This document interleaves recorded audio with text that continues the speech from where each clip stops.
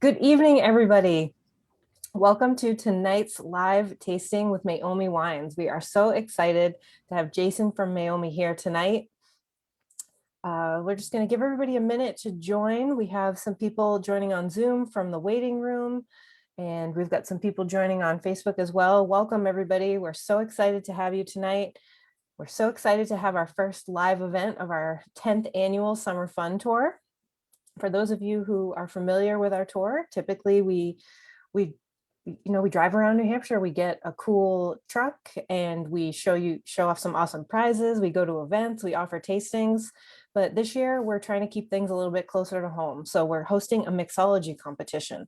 We have 5 amazing brands who are sponsoring the mixology competition. So every 2 weeks, there's going to be an opportunity for you to grab one of those partner products, make your own cocktail at home, and submit for some amazing prizes. So tonight, Jason from Meiomi is on the line with us. We also have Emily, Mitchell, and Cheryl, who helped make it possible for Meiomi to be here in New Hampshire. So raise a glass of whatever you're drinking to these guys, because Meiomi wines are amazing.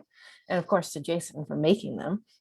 So tonight, Jason is going to go through a little tasting of the 4 Meiomi wines that we carry in our stores, and he's going to get you excited to make your own cocktail. I have a few ideas as well that I might tell you on the event tonight because I can't enter the contest. So you should get to try out some of my ideas. So if anybody has any questions at all throughout tonight's event, please go ahead and leave those in the chat on Zoom or in the comment section on Facebook. I'll be monitoring both. If you have any questions about the competition or about the wines, about pricing, no question is off the table. So without further ado, Jason, the floor is yours. We would love to hear a little bit about your background and a little bit about Meiomi Wines for our friends on the line who might not be familiar with the winery. Awesome. Well, thank you guys. I appreciate you inviting me out here to do this.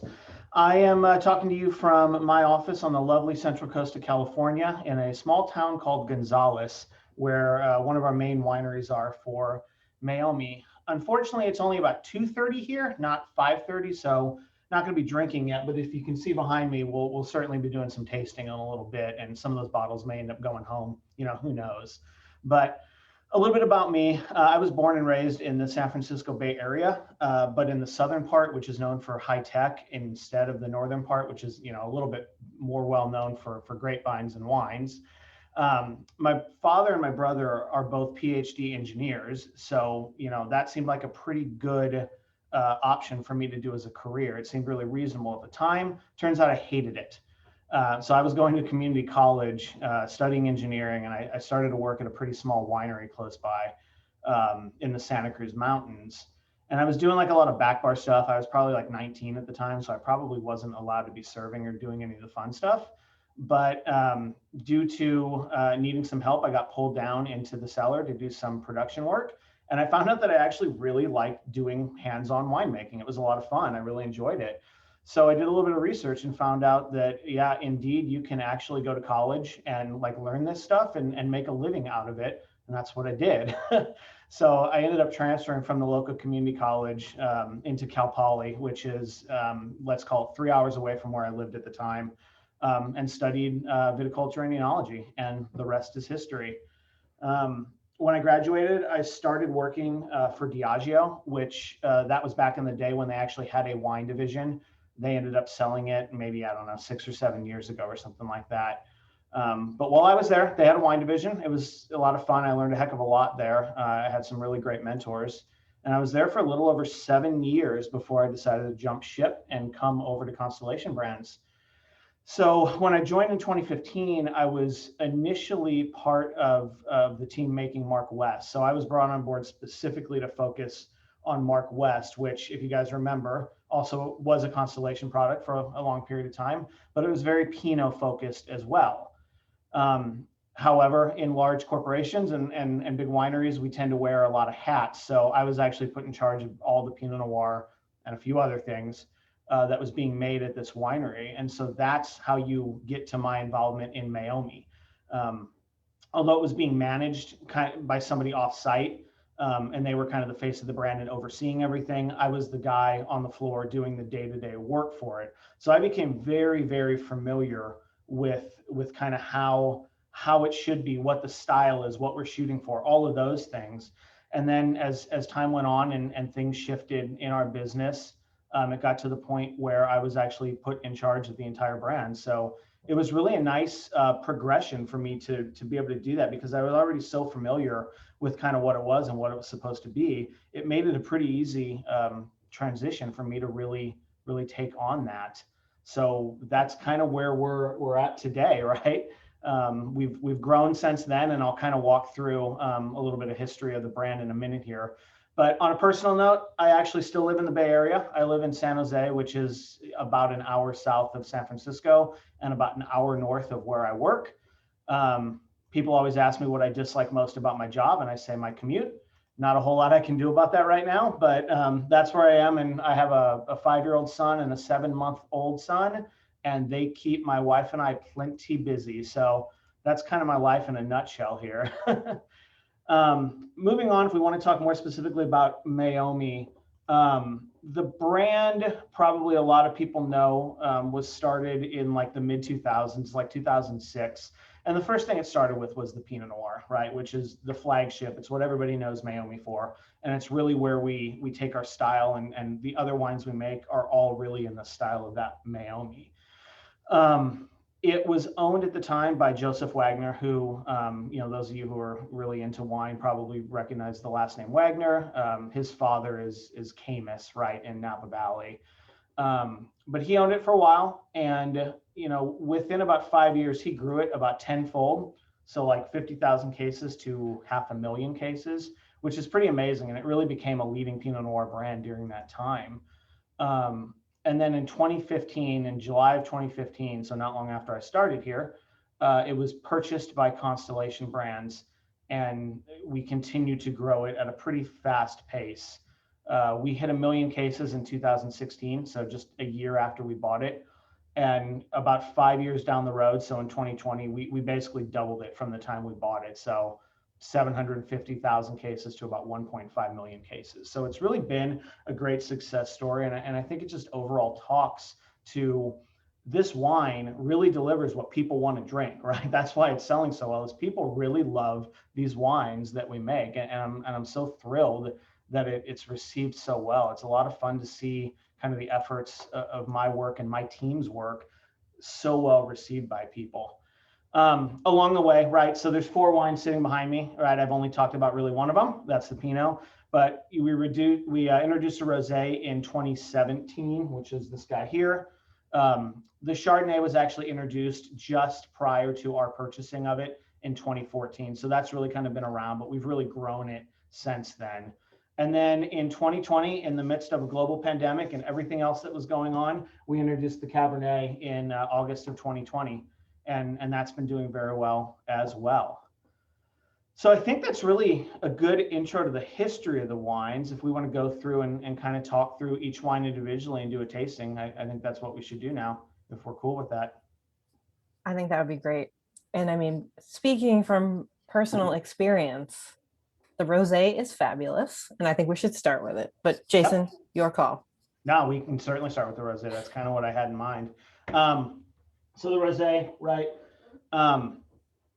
It's an interesting rosé. It's really fabulous. It's great on hot days, and as summer started 2 days ago, I certainly think we'll see some people drinking this. This will certainly make a showing at my house, at least on weekends. But the rosé is really designed to be a delicious rosé, but still in the overall style of what Meiomi. And what is Meiomi when you think about the Pinot Noir, right? It's just like it's the flagship, it's the benchmark, and it's big, it's opulent, it's rich, it's everything you want. You want to keep coming back to it. It's just a really, really delicious wine that works with just about anything as far as I can tell. And it just delivers, for what you're looking for. But that's a dark red wine, and then you compare it to a light rosé. How do you bring those same characteristics from a red wine like that over to a rosé, at least in this case? it's the same concept, right? It still needs to be rich. It still needs to be opulent. It still makes you want to come back for more each time you drink it. Um, and for me, when we're talking whites and rosés, the way I want people to kind of come back for more is to have just a really beautiful aromatic like bouquet, right? So you really want it to kind of jump out of the glass at you, and you want to get all those fresh stone fruit, maybe a little bit of tropical, a little bit of pineapple, something like that. But then just kind of darker, or not darker, but more rich notes of like apple, if you can kind of picture that, and maybe like some strawberry, raspberry, red berries in general.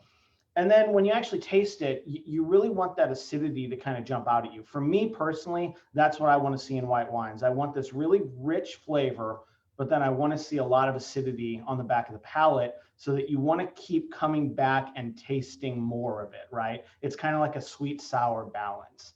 So if you look here, if we go for it, those of you, I hope some of you at least have a glass of this, but I'm going to take a sip and then tell you what I think about it. If you are tasting along, let us know in the comments on Zoom or on Facebook. We'd love to know if you're sipping along tonight. And I am at work, so I will spit. But it's kind of like it's a little bit light body, but there's definitely some richness there. It's just like on the palate, a lot of strawberries come through, maybe like a little floral, like a rose petal, maybe like a jasmine kind of thing that comes through. But overall, again, when I go back to this, you want to keep tasting it because of what it brings and what it really does for you. In terms of, I think you could drink this on your own, or on its own, or on your own if you're into that, whatever works for you. But in terms of pairing with food, I think again it pairs with quite a bit of different options here. For me, I would want to see this with like a salad, like an entree type salad, as well as most fish dishes or lighter kind of chicken dishes would work really well with this wine. And spicy food too. There's a little bit of sweetness in this, but that acidity with the spicy savoriness that you'd get in food would really go together with a wine like this.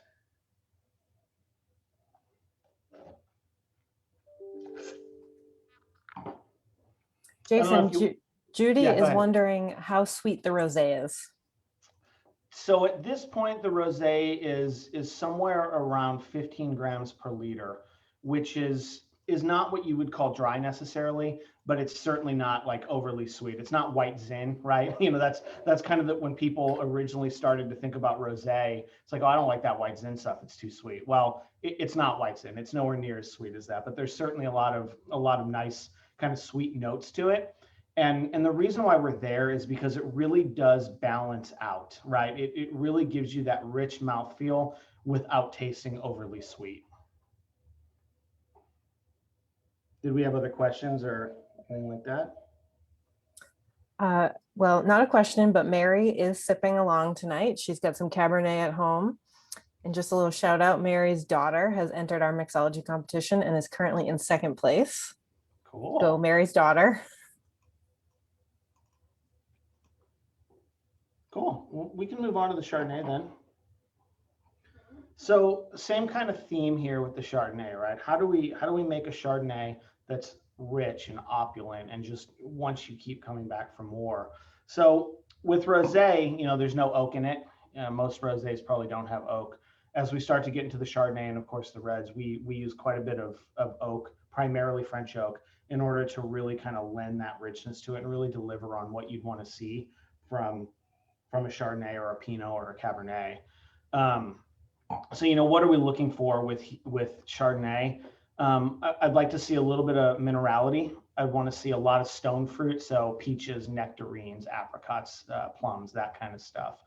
And then big fan for me, really, really like tropical in Chardonnay. I love my Chardonnay to just scream grilled pineapple or other kinds of tropical fruit. But then you want to balance that a little bit with a little bit of maybe like apple, maybe a little bit of citrus as well. So, maybe like not orange necessarily, but maybe like a little like lime zest kind of thing. So it gives you kind of like that spritz and that pop when you smell it. But again, the whole idea, right, is that everything needs to be in balance. You don't want a one-dimensional wine. You really want to have multiple different things that pull in and make the wine what it is. So for us, that's what we're doing when we're blending, right? We're looking at our tanks and our lots of wine and saying, okay, this has this attribute. This is really creamy. This is really citrusy. How do we blend all that together to really make one wine that's just exactly what we're looking for? So, some of that comes with experience. A lot of it comes with trial and error. And that's really, for me, that's the fun part of winemaking. That's the really cool stuff that I enjoy doing. And I think that's, most winemakers would probably say the same thing.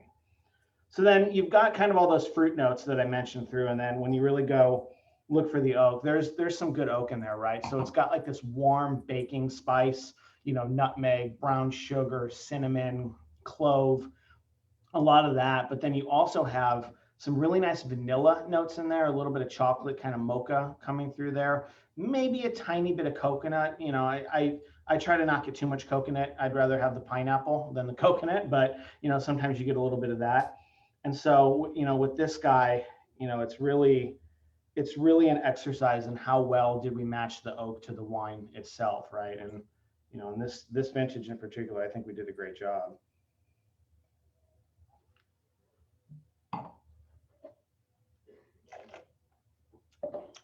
So again, right, it's really rich. There's a lot of layers going on there. So you've got a lot of that stone fruit that I talked about, but there is that pineapple in there. And then kind of on top of all that, but not overplaying it, it's just there to complement it, are really those oak characters that I talked about. There's a good amount of acidity in there. Again, gives you kind of that sweet sour, wants you to come back to it, and you want to keep taking a sip of this wine. And then the finish, that flavor just kind of sits on your tongue for a few seconds, even after you spit it or swallow it, whatever you're doing. And it really kind of just sits there, and you want to keep coming back to it. So, for me, Chardonnay is my favorite of the group here, probably hands down. I love the other wines, of course, but for me, this is really what I would want to go for most of the time, be it in the dead of winter or the middle of summer, whatever it is. This is really kind of what brings me the most of everything I would want to get. And my dead of winter is probably nowhere near most of your dead of winters, so it might get into the 40s here, kind of thing. So I understand it's a little bit different. You might need something a little better to warm you up. Any questions or anything on that? Yeah, a couple questions for you, Jason. So one of our viewers is wondering what percentage of alcohol the Chardonnay is. So the Chardonnay sits right around 13.5%. So kind of right in the range of where you'd see a lot of wines at this price point. So it's enough there to give you that sweetness and that palate feel that you get from alcohol, but it's nowhere near too much where it tastes like hot and starts to approach like actual alcohol. And this next question, I feel like we could keep you on the line for a couple of days to answer, but I'm going to ask you anyway. What is a typical day at the winery like for you? So that's a good question. um, as a as a winemaker, a lot of what I would do in harvest and out of harvest is different. So I'll start with the fun part, which is harvest. This winery in particular runs 24 hours a day, 7 days a week during harvest. So, I go home and things keep happening. So I'll get in the morning pretty early, between 6 and 6:30, meet with the guys who have been working overnight just to see what's going on. Depending on the day, I may head out into vineyards for the better part of a day if I need to be out that day. Otherwise, if I'm at the winery, it's a combination of me tasting things as they're fermenting or as they're finishing up fermentation, um, going around and just observing the process and really lending my expertise as a winemaker to how we can be doing things better. A lot of time meeting with vineyard managers and growers and that kind of stuff to figure out what other fruit has to be brought in for that day. Usually more tasting. Try to grab a lunch somewhere in there if there's time, but really just kind of keeping things flowing, if that makes sense. And then outside of harvest, it's a little more relaxed, but a lot of my day is spent kind of figuring out what these blends are going to look like. In the role that I've assumed most recently, which is director of winemaking for this winery, as well as still overseeing Meiomi, I spend a lot of my time making sure that my team has the support I need, right? Just to make sure that they're able to kind of do their jobs to the best of their ability. But, again, the best parts of my job involve either tasting or blending, right? Like that's really what I like to do. And in the off season, there's a little bit less tasting because you're not fermenting wine and you don't have to pay, you're not watching it by the hour kind of thing. But we're still tasting every day, just depending on either what's happening in the cellar, or if we are doing a blend session, we need to be tasting that as we're doing it as well. Awesome. The next question is actually for me, but I'd like to answer it with my voice instead of typing it so that way everybody can hear the answer. One of our viewers asked about availability and pricing of the Chardonnay. So the Chardonnay, the Meiomi Chardonnay, is available at about 50 of our New Hampshire liquor and wine outlets. There are currently 1,594 bottles in stock, and it is currently on sale for $13.99. So you can pretty much find it all around the state, 50 of 69 stores. You should be good to go. So enjoy, everybody. Absolutely. And then before I let Jason move on to the next wine, one of my cocktail ideas does need the Chardonnay. So I'm going to share it now. Chardonnay slushy with a blackberry liqueur floater. Just a thought, people. Give it a try if you want to enter the competition. Okay, Jason, back to the Cool. wine. So we'll do the Pinot next, right? Again, this is our flagship, right? This is everything that we're looking for, and we use this as our guide. When we started to develop the Cabernet, which I'll talk about in a little bit, this is where we started. Pinot Noir and Cabernet are not similar grapes; they're not similar wines typically. But the question was, how do we take Pinot Noir and all the things that make Meiomi Meiomi, and how do we translate that into a Cabernet, where you still have a really great Cabernet, but it's made in the style of Meiomi? So what are those things? Well, again, I've said it twice before, I'll say it again. It's rich and opulent, right? It just needs to be a big wine. It should be mouth filling. It should be super soft. You don't, some wines are made with a lot of tannin, and that's a style that some people like. Other people don't really want that. They want their wines to just be really easy to drink and really smooth and great. And that's really what this guy is. So, from a fruit standpoint, right, we're looking for kind of darker berry notes, maybe some plum, a little bit of herbal, not like green like you would get from a Cabernet, but maybe like a eucalyptus, or like maybe like tea, black tea, something like that, green tea. But you're also looking for a lot of red fruit, right? You want there to be kind of like a strawberry or a really ripe raspberry, or currant and blackberries. I know that's not red fruit, but you get the idea. You really want all of that. And then to get a little bit of earthiness, which is part of Pinot Noir, right? You also want to find a way to get that in. And some of our vineyards in parts of the state really give you that earthiness. So not quite mushroom, but like almost mushroom in a good way, to really kind of balance that whole thing out. And then again, right, we're looking for the oak. This particular wine, there's a lot of caramel going on. There's a lot of vanilla. And then there's just kind of like a really nice toasty, roasty French oak character that really comes out of it. Again, it's baking spice of cinnamon, clove, nutmeg, that kind of stuff. And all of that, again, goes together, and you end up with something that comes out that is greater than the sum of its parts, right? So that's the Pinot Noir.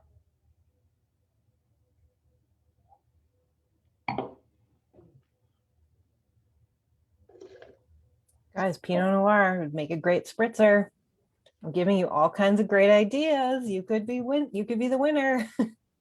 So right, just super rich. Again, there's just a hint of acidity. There's not a lot in this one. With reds, some people like more acidic reds, others don't. This one doesn't have a lot of acid. It's not really part of the style and the makeup of what we're trying to do. We're really just trying to make this thing as smooth as possible, but you still want to keep going back to it. And again, the finish, right?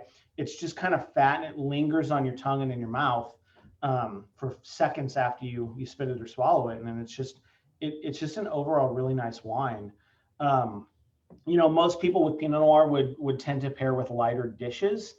This one can go with heavier dishes, right? Because it is kind of a bigger, heavier, darker red wine. you could start to pair this thing with things that you would want, like Cabernet with. So for me, this is like the best barbecue wine in the world. You know, really heavily smoked meats or even like a steak or something like that. This complements really, really well because you've got that fat and you've got the saltiness of the meat, but then this really balances it out with that kind of just fat mouth feel that's in there, that sweet creaminess that you get from it balances against that fat and salt that you're going to get from the meat. And it's just really, really good complement to one another.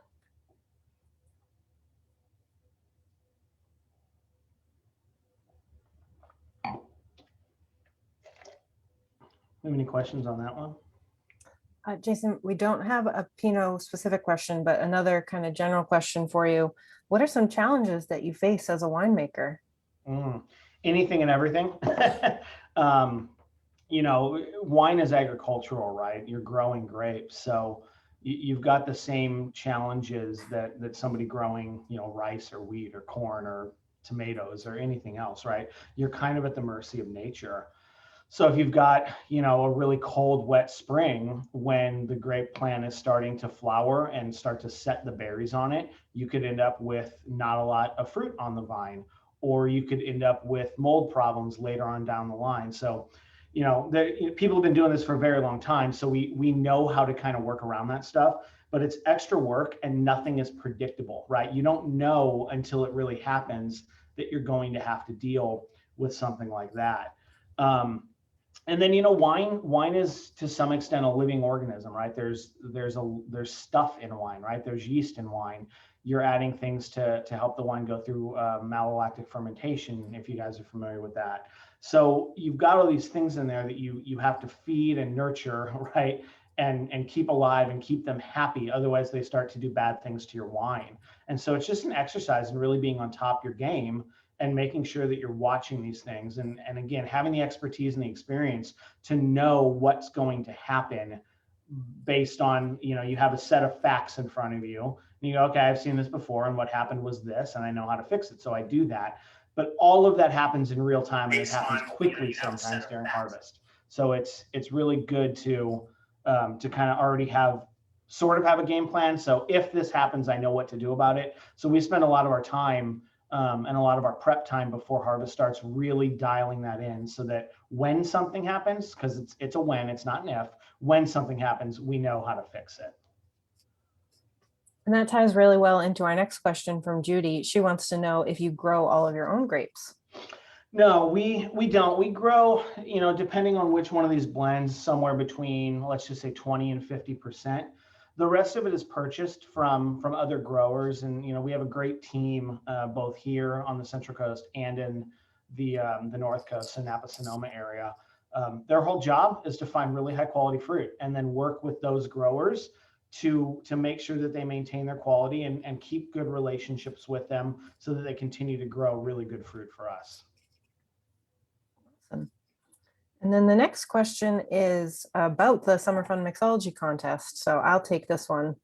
One of our attendees wants to know what is required to enter. So we are going to have 5 competitions this summer. So the Meiomi competition is live right now. You have about 5 more days to enter. So what we're asking is for you to take any of the wines that Jason is tasting tonight and to turn one of them into a cocktail, put your own spin on it, come up with something that you think is great, make a short video, no more than 2 minutes, and then submit it on nhsummerfun.com. You go to current challenge, and then there's a little form at the bottom where you can submit your video. Then share it with your friends, get votes. The drink with the most votes will win first prize, which for this competition is a California wine country adventure. And then second prize, Mary, your daughter, currently in second place, will win a $500 gift card to our stores. Third place, is a $250 gift card to our stores.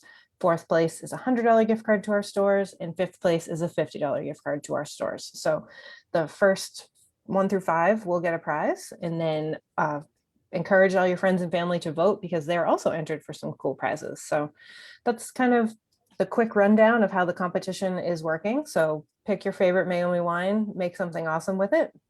I gave you 2 ideas already, guys. Pinot Noir Spritzer, Chardonnay Slushy. Jason, would you drink either of my drink ideas? I would probably go for the slushy over the spritzer, I would think. Okay, I'm gonna I, make it. I would I would encourage people to look to gin. So I'm a huge gin fan. Gin and tonic is really my drink of choice. So I would be happy if anybody could come up with something with gin in it. I'm thinking probably the rosé is the likely candidate for that, but I don't know. Awesome. So I think we've got one more wine, right? Yep, Cabernet. And we've got a couple people on the line drinking along with the Cabernet tonight. Excellent. So, yeah, so the cab, again, this is our newest wine, and I already said it. We thought, how can we make a Cabernet in the style of Meiomi? Um, Kind of a little bit easier and a little bit harder, right? And I'll start with the easy part. Meiomi's a big, deep, dark, lush red wine. Cabernets tend to lend themselves to that, right? Pinot Noir, not as much. Cabernet certainly does. But again, as we talked about with the Pinot Noir, it's really kind of lush and opulent, and it's smooth, and there's not a lot of tannin to it, and it's just really easy to drink. Cab is typically not like that. Cabernet tends to have a lot more tannin in it. It tends to have a lot more green. So like green bell pepper or grass or that kind of stuff, that type of green. And we really didn't want that for this wine because it's not really what we're trying to go for. So that's the hard part, right? Was figuring out how on earth we were going to make a wine with a grape that is normally those things. How do we not have those things in it? So that's where we went to work, right? And that's where we earn our paychecks, is figuring out how to really do this. So a lot of it is picking the fruit really, really ripe to make sure that all those green characters have gone away. As the grape ripens, they get less and less and eventually will disappear. So we need to make sure we're picking our fruit at a really good ripeness level. And then we really need to work the wines during fermentation to kind of figure out how to remove those tannins, but still get the color and still get the flavor. So, a lot of work went into it. I have an awesome team that works with me to really dial this stuff in. So they're great, and they were instrumental in really crafting this wine. And again, we did it in the middle of a global pandemic. So got to be pretty proud of that one.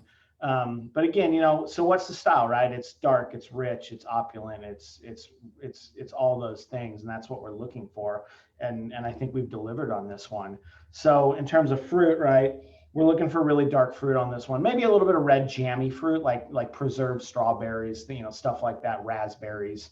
But primarily, we're looking really dark fruit. So dark cherries, black cherry, blackberry, currant, that kind of stuff, to really give you that dark, rich ripeness that comes from it. And then there's kind of a little bit of like an herbal again, but it's not green, right? We're looking for like eucalyptus-y kind of minty herbal characters, not bell pepper, right? And then again, it wouldn't be Meiomi if it didn't have a good slug of oak on it.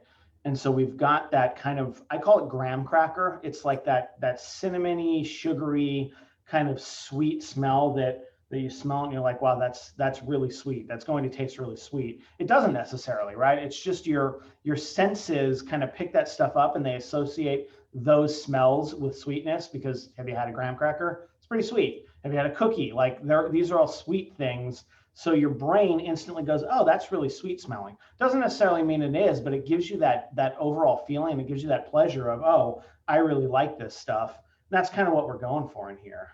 So.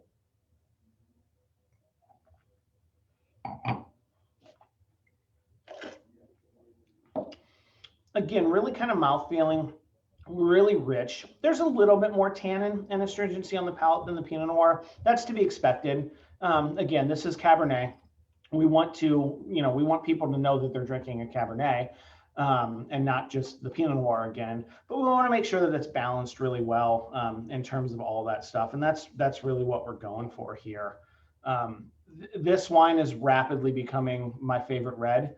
Again, love all of them. But this one, and maybe it's just I got tired of Pinot. I don't know. I've been drinking it for a long time, but really coming out with something new has been really fun. It's been really cool to craft these wines. And I suspect as we go on, we'll continue to come out with new wines, right? So I think it's going to be a lot of fun to continue to work on these. Jason, how do you decide what's going to be next? A lot of it comes from my brand team, my marketing team. They're trying to see what do people want, right? Like what types of wines are people drinking? and what are they looking for? And then how can we play in that space as well? So, you know, it usually starts with marketing, brand marketing, and then they'll talk with me and like, okay, here's what we're thinking. Do you think this would be possible to do in a Meiomi style, yes or no? And then we go from there. I've got another question. Um, what does Meiomi mean? Is it somebody's name or does it have Yeah, no, other? so it's I believe it's Wapo, which is one of the indigenous tribes, you know, Native American tribes to California, to the Central Coast, really, I think. And it means coast, we think. You know, that's at least what's been passed on to us. But that's the whole point, right? These are coastal wines, and they're supposed to do that. So they came up with this name Meiomi, which is the indigenous tribes language. Cool. Let's see, we have another question wanting to know if these four are the only Meiomi wines that we have in New Hampshire. We also have a sparkling. I know it is not as readily available as the other four, though. Let me just take a look. Yeah, so there are only 230 bottles of that in stock. But we do have a sparkling. Looks like we also still have some of the Meiomi, Kim Crawford, and Simi holiday pack. So if you want to try all three of our Summer Fun wine sponsor brands, actually, you could pick that up. So, but I mean, let me know. I'll share with Lisa and Chad if you guys are wanting um, anything else from the brand. I'll let Lisa and Chad know. Oh, Cheryl just let us know that the sparkling isn't as available because it's been discontinued. So get it while you can if you want it, but it can't be part of your cocktail. Only the four wines that Jason tasted tonight can be part of your cocktail. Oh, and Laura just asked that question actually. Yes, Laura, only the four wines mentioned tonight can be part of your cocktail. Let's see, we've got a few other questions for you, Jason. Oh, Jason, have you ever been to New Hampshire Wine Week? I have not. I've never been to New Hampshire either. All right, well, hopefully New Hampshire Wine Week is going to be happening this January. For those of you on the line who have attended before, we're hoping to bring it back for January. So we'll hope that we can have you out. So I got tricked into going to Minnesota in January a couple years ago. As a native Californian, that was not a pleasant experience from a weather standpoint. How's New Hampshire in January? It is pretty cold, but you know, it varies. You know, we might have like a nice sunny day, and the Winter Wine Spectacular does take place indoors, so it's worth it. Excellent. Tracy says freezing, which I mean, she's not wrong. When the spectacular did get not snowed out, but we had a few events during wine week get snowed out one year. So it happens, but it's amazing. Let's see. I know that Cheryl just told us the sparkling is discontinued, but Jason, do you know what grapes it is made with? Joanne is wondering. Yeah, so most of it was done prior to me taking over the brand, but I've certainly talked with the winemaker who was taking care of it then. It's primarily Pinot Noir and Chardonnay, which is pretty typical of that style of sparkling wine. Cool.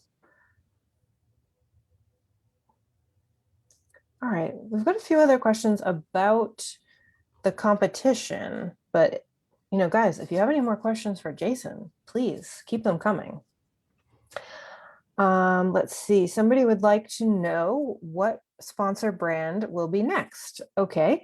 So the Meiomi competition goes until Sunday. So you can enter your drink until Sunday evening. And then we are going to review all the submissions on Monday and announce the winner. So then on Tuesday, our Maker's Mark competition is going to go live. So that'll be the next one that launches on Tuesday. We do have a live feed with their master distiller and a member of the brand education team next Tuesday. We're hoping to be able to go live with each of our sponsor brands to get you all excited. So get excited.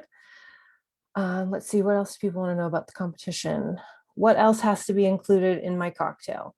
So we're making it really easy for you guys. Any of the Meiomi wines that Jason just tasted with you, and one other ingredient. It can be anything. I mentioned blackberry liqueur. You could do that. You could do a squeeze of lemon. You could do a pineapple wedge. I bet that would go good with the Chardonnay too. So just one other ingredient, submit it online, nhsummerfun.com. All right. Oh, Jason, Carol, who is watching tonight, it wants you to know, don't worry, it's warmer in New Hampshire than Minnesota. Excellent. Good to know. Um, let's see. And Judy was wondering if you could tell us a little bit more about the winery. Where is it located in California? How many acres? Anything Yeah, else you want to share? yeah, so you're not gonna, if you search for Meiomi on like Google Maps, you're probably not gonna find a winery associated with it. For better or worse, these large companies like Constellation Brands, there's a lot of sharing, if that makes any sense. The main winery where it's made though is in Gonzales, California, which I think I said at the top, is roughly 2 hours south of San Francisco, just to give you a little bit of a frame of reference there. It's located on the coast, right? I don't know exactly how many miles, but we're very close to the Monterey Bay. So we get that cool breeze that comes off of the bay that comes straight down the valley that the winery's in, which is also, I mentioned to a couple people, this would have been great to do from a vineyard. But one, there may not have been decent self-service, and two, it is really windy in the afternoon here, which is awesome because it's what we call our natural air conditioning. So all of the vineyards that are planted up and down the Salinas Valley is what we call it because the Salinas River runs through here. They take a while to warm up in the morning because we get the fog from the Monterey Bay. And then once that fog finally burns off, they get some really nice sunlight, some nice warm but not hot temperatures, which is why it's really good for Pinot Noir and Chardonnay here. And then in the afternoon, right when it would be like crazy hot out, right, that breeze starts to blow through here and effectively cools everything down. And by 5 o'clock, give or take, we get the fog rolling in off the coast again, and you start the cycle over and over. So it really is a great place to grow grapes, and not a terrible place to work either. Right, Jason, we're going to end things with what I think is probably going to be the hardest question for you. One of our viewers wants to know which Meiomi wine is your favorite. Chardonnay, hands down. Oh my gosh, I thought you were going to say that's like asking me to pick a favorite child or No, something. no, it's the Chardonnay for sure. I don't know if I said it, but that wine tends to be the one that I reach for the most. If I'm looking for reds, it's probably the Cab, like I kind of alluded to earlier, that I'm really going towards the Cab more than the Pinot these days. But hands down, favorite wine, it would be the Chardonnay for sure. I think it really just delivers everything that I personally would want in a Chardonnay and overall in a white wine. Do you think that would also be a good introductory wine to the brand for somebody who hasn't tried one before? It depends. I would probably say no. In my experience, Chardonnay is really, really polarizing with people. And there are the people who love the sweet, creamy, buttery, kind of really rich, oaky style. And that's what Meiomi is, right? And that's what we're trying to be. There are other people who absolutely hate that. My in-laws, for example, do not like that style of Chardonnay. They want a little bit more austere, less oak, less palate. They want something that's something you would really have to pair with food. Whereas our wine, you don't have to pair it with food. You could drink it just on your own. So I think it would be too polarizing. I think if you came across somebody who didn't like this style of Chardonnay, they would really be turned off by it and not be a fan of maybe the brand as a whole. I think the Pinot, again, like we go back to where we started, I think the Pinot is probably the intro to the brand. Um, Even for maybe white winemakers, because I think probably people who don't like red wine, a lot of it is that tannin and that astringency and the bitterness that a lot of red wines are made with. And Meiomi Pinot doesn't have those things. So I think it really would be a good entry into the brand. There's a reason why that's where it started and why it's been successful, right? It's what people really like. Awesome. Well, thank you, Jason. Let's see. Yeah. We have one more question. This one is actually kind of hard to answer. So one of our viewers would like to know if we have any tastings coming up in our stores of Meiomi wines. So as of this moment, we don't have anything scheduled. However, we are working to get tastings back in the stores. So stay tuned, everybody. We do have a few other tastings on the books because we're working on it. We're getting the tastings are coming back, people.